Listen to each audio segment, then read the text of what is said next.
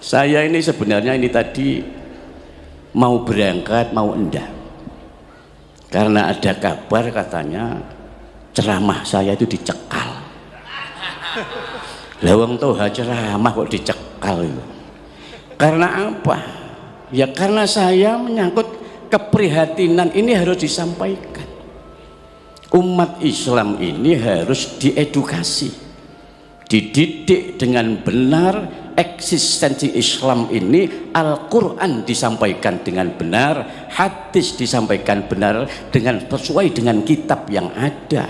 Katanya kita ini mau meniru mentauladi Nabi Muhammad SAW. Sampaikan apa yang ada di Al-Quran, sampaikan apa ada yang di hadis, sampaikan makalah-makalah ulama yang menerangkan Quran dan hadis, bukan menyampaikan tentang hal-hal yang berhubungan dengan nenek moyang kalian yang berbau halusinasi dan khurafat itu. Allahumma sholli ala Muhammad. Kalau yang disampaikan itu umat jadi bodoh, kalian direndahkan tapi tidak merasa. Kalian itu mutakharrijin, alumni pondok pesantren, yang minimal Anda itu ya Sabrawi ya khatam, naik ya Iqlal khatam, naik kemudian ya Awamil khatam, Imriti khatam, Alfiyah khatam. Semua ilmu yang ada pada Imam Sibawayh ya kok pelajari. Mestinya Anda ingat dengan guru-guru kalian dan kiai kalian. Kok bisa Anda berubah, berbalik Anda menjadi penggemarnya pelat G, kan ya aneh ya. Allahumma sholli ala Muhammad. Ini yang membuat saya itu prihatin. Keprihatinan ini saya sebut plat G, letter lek engkau dicekal katanya. Kami ini tidak menebarkan kebencian, tidak. Kami itu harus mengedukasi umat. Ingat ya, NU dan Ansor ini adalah khadimul ummah.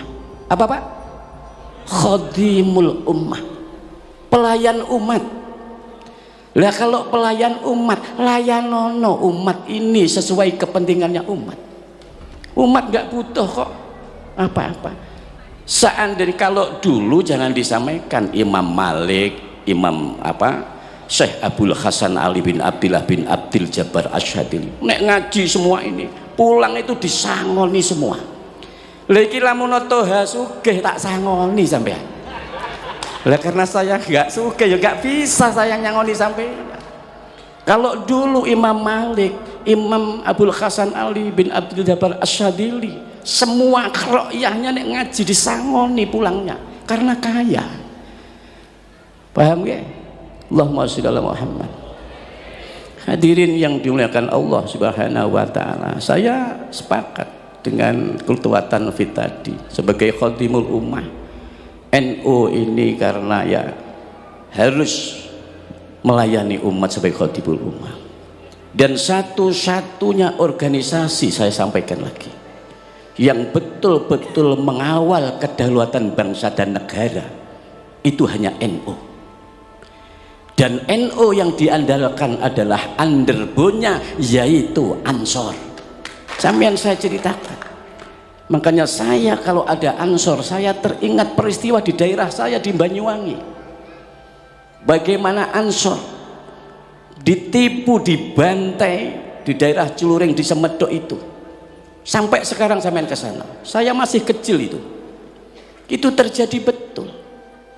Bapak saya ini berapa kali oleh partai terlarang itu. Kalau saya sampaikan ruwet lagi siapa pemimpinnya. Ini. Jadi ini yang membuat kami prihatin. Jangan dikira sekarang ini kita ini ya tetap harus solid. Saya pesan NU ini harus menjaga soliditas dan loyalitas. Solid dalam ittihad kebersatuan, loyalitas terhadap NU. Namanya saja Nahdlatul Ulama, bangkitnya para ahli ilmu. Makanya dalam mukadimah saya tadi mengatakan Allah itu memerintahkan kita untuk nahdoh, bangkit Bangkit dalam arti melawan kedurjanaan.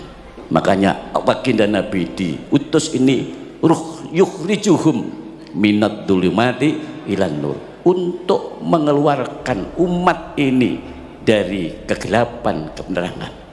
Yukhrijuhum minal bid'ati ila sunnah, supaya keluar mereka ini dari hal-hal yang bid'ah yang di situ tidak direkomendasi oleh ulama, ila sunnah, terhadap sunnahnya baginda Nabi Muhammad sallallahu alaihi wasallam. Allahumma sholli ala Muhammad.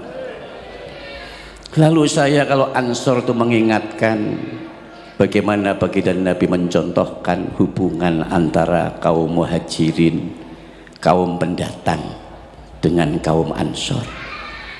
Dalam piagam Madinah, baginda Nabi menyatakan al muhajirina min Quraisy wal ansori min Yathrib wan nasara wal yahud innahum kanu ummatan wahidah.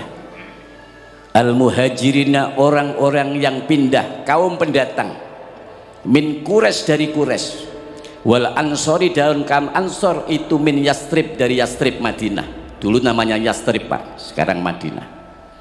Wan nasara, dan kaum Nasrani, wal yahud, dan kaum Yahudi, innahum, sesungguhnya mereka, kanu ono sapa kabeh iku mau iku ummatan, umat wahidah, yang satu. Allahumma sholli ala Muhammad. Kalau itu saja Nabi bisa mengittihadkan, menyatukan satu, kenapa kita tidak bisa? Makanya saya tadi berbicara, NU harus solid, NU harus jelas. Karena banyak sekali mereka itu yang nyusup di NU. Apakah ini nanti, saya nggak tahu ke depannya ini. Kalau kami sudah tahu, yang di bawah-bawah ini saya anggap anak-anak kecil itu nggak ngerti. Ada yang mereka ini ke depannya ini sangat membahayakan, sangat membahayakan. Tapi mereka tidak peka. Mereka sekarang marah kalau dulu nggak boleh, nggak mau, katanya hubungan dengan kaum kita kalau menikah karena tidak ini dianggap zina. Mereka sekarang mulai bersembunyi, besanan dengan para kiai-kiai yang memiliki pondok-pondok pesantren besar. Mulai ada apa ini? Kalian tidak tahu. Ada, saya bersahabat banyak dengan kalangan plat G itu. Di depan G itu baik, tapi di belakang saya ada. Murid-murid saya itu banyak, ribuan bahkan ratusan. Kalau mereka sudah mengikuti plat G ini, menjadi tidak mau ngaji, malah gak gelem ngaji. Apa alasannya? Ada yang mereka setelah saya selidiki satu mengaku, bahkan dikatakan sampean sudah usah NU-NU-an, tidak usah Muhammadiyah, tapi sampean Islam yang umum, tapi direkrut oleh dia plat G tersebut. Apakah hal ini tidak menjadi prihatin? Prihatin. Kalian mungkin tidak bisa merasakan hal itu. Kami yang menjaga bagaimana kelangsungan Islam ahlu sunnah wal jamaah dia ke depan, ini sangat penting. Karena bagaimanapun juga yang nanti pada akhirnya yang akan menderita adalah orang-orang Islam. Negara ini yang menjadi target. Allahumma sholli ala Muhammad.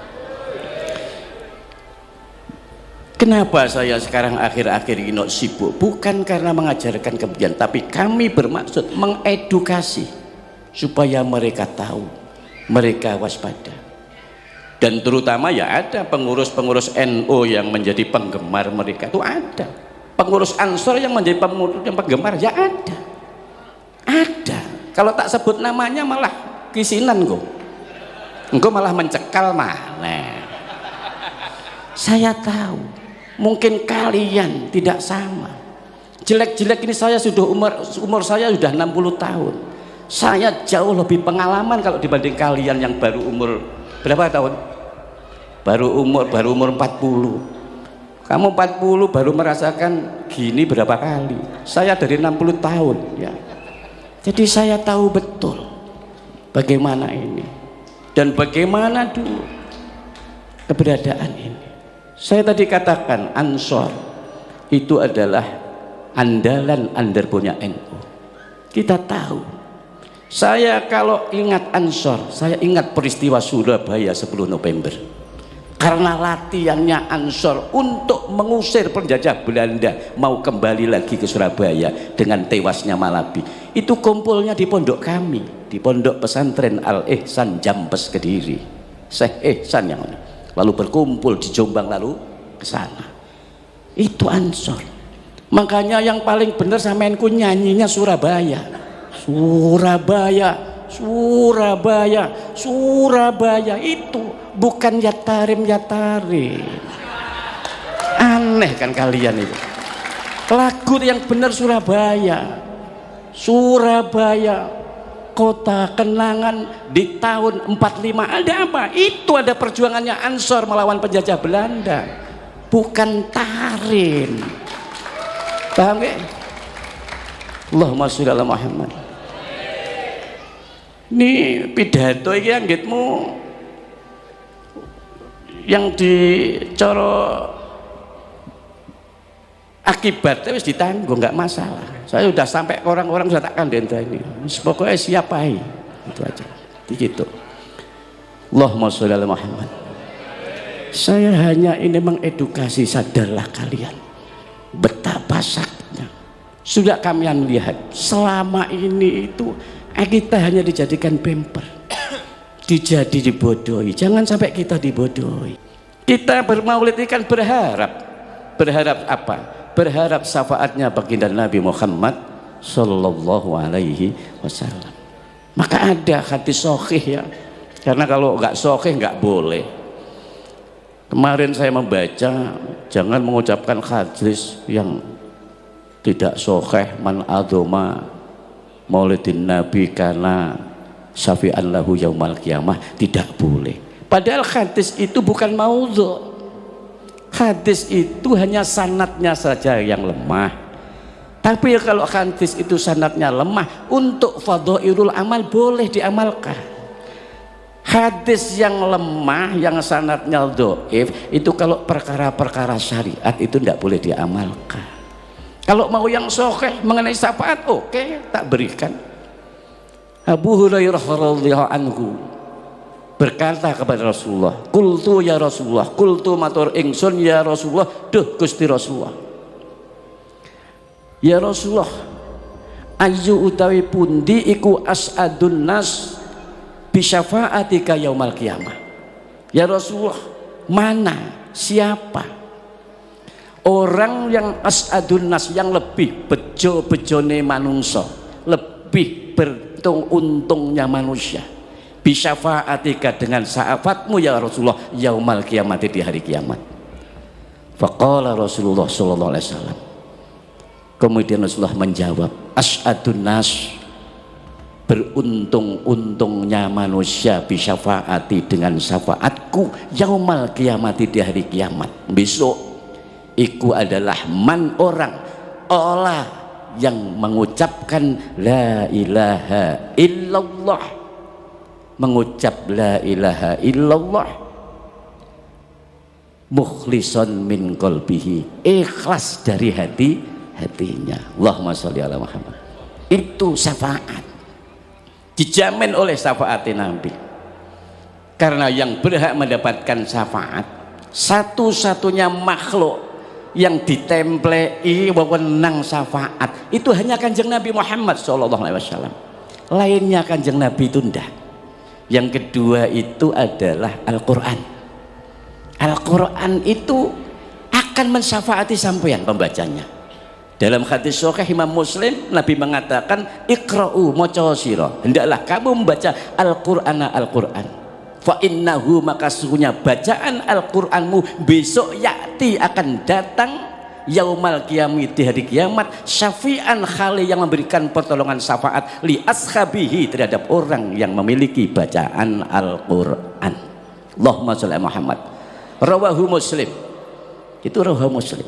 Dua hadis yang saya bawakan itu adalah semua adalah rawinya Imam Muslim. Itu. Yang kedua anak. 3 anak itu juga penting. anak itu akan bisa memberikan syafaat kepada kedua orang tuanya. Kalau orang tua tadi itu disyaratkan, ya bakal sebenarnya nggak disyaratkan, anak-anak yang bisa memberikan pertolongan syafaat kepada orang tua jika anak tersebut sudah tertebus bebas dari ketergadaiannya, karena al-ghulamu murtahinun, anak itu tergadai dengan akikahnya. Tutbahu anhu, disembelihkan anhu dari akikahnya anak. Kapan itu? Yaumus syabi', hari yang ketujuh dari dilahirkan. Wa yukhlaqu ra'sahu, kemudian dicukur rambutnya. Wa yusamma, dan diberikan nama. Kalau sudah itu dilaksanakan, maka bebas anak tersebut. Kalau anak itu bebas, maka anak itu akan bisa memberikan syafaat kepada kedua orang tuanya. Dalam kitab Al-Iqna, yang aja ada hanya NU, karena kalau di luar NU nggak gelem maca kitab iku. Karena di dalam itu ada dawuh, idza lam yu'aqqa anhu lam yusyaffa li walidayhi yaumal qiyamah. Idza lam yu'aqqa, ketika anak itu belum diakikoi, belum ditebus, maka anak tersebut lam yusyaffa, tidak akan bisa memberikan pertolongan, tidak akan bisa memberikan syafaat li walidayhi, kepada kedua orang tuanya, yaumal qiyamati, di hari kiamat. Allahumma sholli ala Muhammad. Itu artinya seperti ini. 3 syafaat itu yang penting. Hadirin yang dimuliakan Allah Subhanahu wa ta'ala. Jadi hal-hal yang setidak-tidaknya kita ini mengadakan maulid seperti ini, yang hendaknya kita dengarkan, yang hendaknya kita asumsikan, hendaknya sebagai kontribusi buat kita, itu langkah-langkah Nabi yang paling penting. Langkah-langkah Nabi, bagaimana kesabarannya menghadapi situasi. Nabi tidak pernah mengatakan, mencaci atau memaki. Luar biasa Nabi itu. Kalian tahu sendiri bagaimana Nabi sebagai pendatang, orang yang hijrah, tidak kerasa di Makkah. Memang sama Allah disuruh hijrah. Awalnya hijrah ke Taif. Jadi Taif di sana dimusuhi. Bahkan saat sholat ditimpakan di kepala leher Nabi itu duri-duri, sampai malaikat Jibril dengan ibanya yang marah tuh, sampai malaikat, ya Muhammad, perlukah aku angkat gunung Uhud ini lalu aku timpakan kepada penduduk Taif? Apa jawab Nabi? La ya akhina Jibril, tidak wahai saudaraku Jibril, innahum, sesungguhnya mereka iku la ya'lamun, tidak mengerti. Inni lam ub'atsu la'anan wala adaban walakin ub'atsu rahmatan lil alamin. Inni, sesungguhnya aku, lam ub'atsu, aku tidak diutus untuk la'anan, melaknat, wala adaban, dan aku juga tidak diutus untuk mengazab, walakin, dan tetapi, ub'atsu, aku diutus rahmatan, memberikan kasih sayang, lil alamin, terhadap alam semesta, seluruh alam semesta ini. Apa yang terjadi? Yang kita ini itu tidak ada di situ caci maki, marah-marah. Baginda Nabi Muhammad SAW itu seperti itu karakternya, yang memang tiada lain. Dan baginda Nabi sendiri itu adalah merupakan orang yang paling dicintai Allah, dan Nabi itu adalah orang yang paling mulia di alam semesta ini. Hadirin yang dimuliakan Allah Subhanahu wa ta'ala, pernah baginda Nabi itu mengajarkan kepada kita, generasi-generasi yang paling penting, didiklah anakmu dengan 3 perkara. Jadi kadang Nabi, didiklah anakmu 3 perkara. Apa itu 3 perkara? Yang pertama, didiklah anakmu dengan hubbi nabiyikum, cinta kepada nabi kamu sekalian. Jadi dawuhnya itu adibu auladakum bisalasi hisolin, didiklah anak-anakmu itu dengan 3 perkara. Yang pertama, didiklah anakmu itu hubbi nabiyikum, cinta kepada nabi kamu sekalian, cinta kepada baginda Nabi Muhammad SAW. Mencintai Nabi itu adalah fi'lu awamirihi wajtinabu nawahi, dengan menjalankan apa-apa yang diperintah Allah dan menjauhi apa-apa yang telah dilarang oleh Allah. Dilarang maksiat, dilarang memakan hal-hal yang diharamkan Allah, itu ijtinab, minangka menjauhi dan menunjukkan sesungguhnya orang tersebut adalah mencintai Nabi. Yang kedua, hubbi ahli baiti. Nah, ini yang sering saya sampaikan, yang harus dipahami, mengedukasi umat Islam supaya enggak salah paham. Hubbi ahli baiti, mencintai ahli bait. Ahli bait itu keluarga Nabi. Dalam hadis Bukhari ditanyakan, waman ahli baiti ya Rasulullah, siapa ahli bait itu ya Rasulullah? Rasulullah menjawab, Aliyun wa Fatimatu wa ibnahuma. Aliyun adalah Sayyidina Ali, wa Fatimatu dan Fatimah, wa ibnahuma dan kedua anak-anaknya. Siapa? Sayyidina Hasan dan Husain. Itulah ahli bait yang harus Anda didikkan kepada anak-anak kalian supaya dicintai. Karena ahlul bait itu dawuhnya Al-Qur'an, innama yuridullahu liyudhiba ankumur rijza ahlal baiti wa yutahhirakum tathira.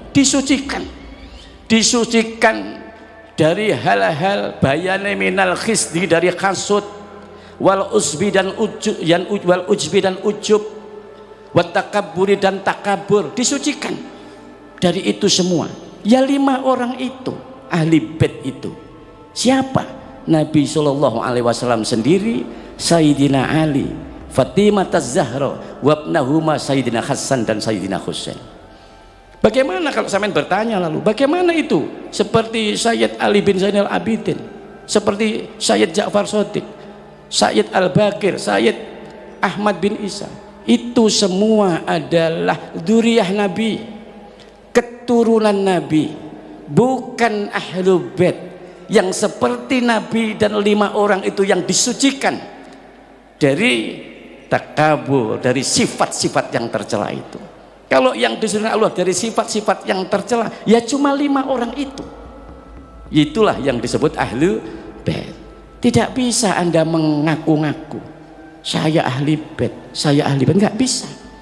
Ahli bait itu harus dijelaskan dengan sungguhnya bahwa yang disebut ahlu bait itu menurut hadis yang sahih di hadis Bukhari yaitu Aliyun wa Fatimatu wa ibnahuma, Sayyidina Ali, Fatimah dan 2 anaknya. Allahumma sholli ala Muhammad. Dan ini harus dipahami, tidak usah sakit hati. Kalau Anda memang tidak pernah tahu, nenggonku tak buka nih kitabnya. Gitu. Memang begitu, tidak bisa dibuat buat supaya kita tahu. Karena banyak mutakharrijin, mutakharrijat. Mutakharrijin itu maksud saya adalah orang-orang para alumni pondok. Berubah, bahkan kadang wis gak sowan ning ngene kiai ini maneh. Walaupun dia di sini, dia karena tadi itu tertipu dengan plat G tadi itu. Allahumma sholli ala Muhammad. Hadirin yang dimuliakan Allah Subhanahu wa taala, ada hal yang lebih penting lagi. Baginda Nabi Muhammad sallallahu alaihi wasallam nate ditakoni, ya Rasulullah, ayyul a'malil afdal? Ayu pundi al a'malu pinten-pinten amal al afdal ingkang langkung utama? Amal yang paling utama itu apa ya Rasulullah? Faqala Rasulullah sallallahu alaihi wasallam, kemudian Rasulullah menjawab, shollu ala waqtiha. Sholatlah tepat pada waktunya, tepat pada waktunya sholatlah. Kemudian yang kedua, birrul walidain, berbuatlah baik kepada kedua orang tua. Yang ketiga, jihad fisabilillah, nemen-nemeni bersungguh-sungguh dalam membela agamanya Allah. Kenapa Nabi kok mengatakan yang paling utama sholat tepat pada waktu? Keranten sholat itu penting. Yang membuat Anda bisa berhubungan langsung dengan Allah itu ya sholat. Nabi mengatakan as-sholatu mardhatu rabbi, sholat itu yang diridhoi Allah. Wa qabulul a'mali, dan sholat itu yang menjadikan diterimanya amal-amal sampeyan. Wa wajibatid da'wati, dan sholat yang menjadikan ditetapnya dongo-dongo sampeyan. Dan yang penting lagi, as-sholatu barokatun fil mali wal kasbi. Sholat itu yang bisa menjadikan barokahnya amal, harta, dan hasil usaha, hasil kerja. Ini yang mau saya jelaskan. Banyak orang-orang mengalami kesulitan ekonomi, banyak orang-orang mengalami kebangkrutan, banyak orang mengalami kekurangan dalam hidupnya, tapi tidak tahu konsep dan rahasianya. Pertanyaannya, bagaimana sholatmu? Karena orang itu kalau tahawun itu ngenteng nih karena sholatnya, maka akan berdampak yadurru, akan membawa kemelaratan ilaihi, kepada orang tersebut. Apanya yang melarat? Fi malihi, dalam hal hartanya. Tapi kalau kepengen ekonominya membaik, prihatin, masa tawang NU itu merantau di Bali mulai dari tahun 80 sampai sekarang kok tetap hidup di kos-kosan saja. Loh, iku mbok ya muhasabah. Muhasabah. Seperti tadi itu, sholatmu piye? Kaifa sholatukum? Bagaimana itu sholatmu? Lu kadang sholat, kadang ora, kadang sholat, kadang ora, kadang malah belas. Seolah-olah begitu. Padahal rahasianya, kalau pengen ekonomi lancar, sholat toh. Dan sholatnya jangan sendiri, bil jamaati, dengan jamaah. Kalau nggak bisa sholat di al-ihsan, nggak bisa sholat di musola, mau sholat dekat sampean, walaupun di rumah, jangan sholat sendiri, tapi jadikanlah istrimu sebagai makmum, anakmu sebagai makmum, Anda sendiri sebagai imamnya. Kalau itu yang Anda lakukan, tak jamin Anda tidak akan dikejar kepikiran, kemelaratan, dan kebangkrutan. Tidak akan. Karena orang itu kalau sholatnya sudah sip, sholat itu sudah jelas, tanha anil fahsya wal mungkar. Nggih. Akeh wong-wong sing wis sugih ya bolo-bolo saya itu akhirnya bangkrut. Karena apa? Sholatnya tidak mencegah dari perbuatan keji dan mungkar, sehingga oleh Allah dibalik menjadi kebangkrutan. Banyak sekali. Sampai tak dudui jenenge malah roh engko. Allahumma sholli ala Muhammad. Makanya yang paling penting sholat, karena sholat itu sendiri yang menjadi sirot lampu fi kubrihi, di dalam kuburnya. Besok niku nek mati Pak teng alam kubur niku gelap, teng kubur niku gelap sekali, gelap sekali. Tapi sholatmu itu yang akan menjadikan terang di kubur. Kemudian sholat itu juga yang akan bisa membuat timbangan sampeyan di besok ditimbang itu jadi pemberat. Itu sholat. Ulah hadirin yang dimuliakan Allah, janganlah meremehkan sholat. Karena waman lam yukhaffit alaiha, barang siapa orang yang tidak menjaga sholatnya, kata Nabi, lam takun lahu, tidak ada baginya napa? Nuron, cahaya, wa burhanan, dan juga tidak akan mendapatkan petunjuk, wa najatan, dan tidak akan selamat yaumal kiamat, di hari kiamat.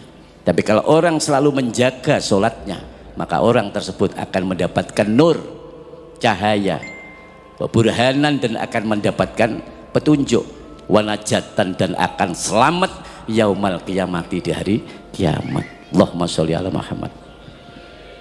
Bisa dilanjut? Bentar ya. Kemudian yang kedua, birrul walidain, berbuat baik kepada kedua orang tua. Yang sepuh itu penting, Pak. Yang sepuh, walaupun orang tua kita sudah meninggal dunia, tetaplah Anda ini minimal mendoakan. Dengan doa apa? Ya Rabbirhamhuma kama rabbayani shaghira. Kalau paling sing diharap-harap teko anak niku sampean telingali toh. Idza matabnu adam in qata'a amaluhu, le anak Adam niku meninggal putus amalnya, illa min salasin, kecuali 3 perkara. Shadaqatin jariyatin, sedekah jariyah, 1 meter keramik kok sodakoh nih akan jalan sampai kiamat aliran pahalanya.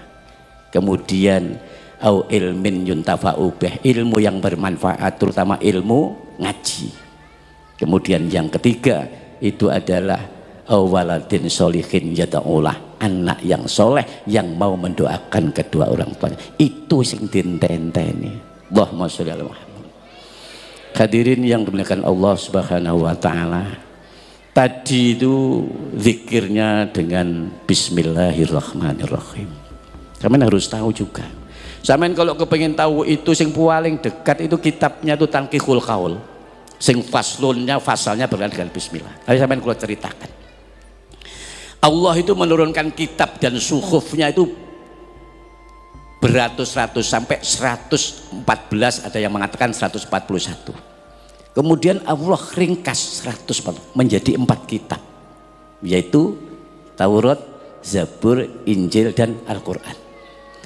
Dari 4 kitab itu Allah ringkas menjadi 1 Al-Quran. Dari Al-Quran itu Allah ringkas menjadi 1, yaitu suratul Fatihah. Surat Fatihah teringkas semuanya ini di dalam kalimah Bismillahirrahmanirrahim. Itu keterangan di dalam kitab Manahijul Imdad, syarahnya kitab Irsadul Ibad. Bismillahirrahmanirrahim, pusatnya adalah di titiknya huruf ba. Disitulah pusatnya kita semua dari Allah dan akan kembali kepada Allah Subhanahu wa taala. Saya tetap berharap Ansor ini supaya solid, supaya loyalitasnya tinggi, terutama kepada NU. NU ini harus dijaga, layanilah umat. Caranya gimana? Saya tadi pesan ke Mas ini. Terakhir ya, Mas. Mas, Ansor ini kalau kepingin sering-sering gaya kegiatan. Minimal 3 bulan sekali ngaji kayak gini ini. Ngaji kayak gini ini. Ngaji apalah judulnya ya, gaya enak, gaya rejan-rejan loh bahasanya wong Jawa, sering-sering anaknya rejan-rejan. Rejan-rejan itu rame-rame ya, ikhtifal ini. Ikhtifal itu kan rejan. Yang namanya ikhtifal niku Pak enten makalah ndawaken seperti ini. Al ikhtifalu bil maulidis syarif la yahtaju bil hadis sahih bal yahtaju bi qalbin sahih. Ihtifal perayaan ngaji tidak membutuhkan hadis yang sahih, nggak butuh, tapi membutuhkan hati yang sahih, hati yang ikhlas, hati yang sahih. Itu yang penting. Saya itu sering ngajakan ngaji-ngaji. Sebenarnya apa tujuan saya itu? Supaya saya kok terkenal ndak? Saya itu dari kecil sudah terkenal. Sampean melaku-melaku wis teng Banyuwangi, piye to toha kayak anak Mbah Yainan, orang akan mesti kenal. Wah, arek iku cilike bajingan itu. Terkenal saya dari kecil itu. Dari mulai tahun 68 wis terkenal. Sampai saya mahasiswa udah terkenal saya ini. Jadi gak perlu saya diterkenalkan, gak perlu. Karena saya ditahu di Hikam itu mengatakan la tuhibba an tu'rafa wa la tuhibba an la yu'rafa innaka mimman yuhibbu an la yu'rafa. Itu tak cekeli, aku gak pengen terkenal. Sehingga aneh kenal kan sampeyan niku. Tujuan saya istighosah apa ini? Supaya apa? Supaya NU ini ajarannya tetap lestari. Supaya NU ini tidak dirongrong oleh kelompok-kelompok yang lain. Itu tujuan saya. Makanya saya tidak pernah tidak melibatkan hal-hal yang berhubungan dengan Nahdlatul Ulama. Makanya saya ini wis kalau dari PW ini barang ora patek ngene pengajian-pengajian kadang ketuanya diundang muslimat barang ya ora teko ya ora apa-apa, wis aku wis sing teko ngono ae. Allahumma sholli ala Muhammad.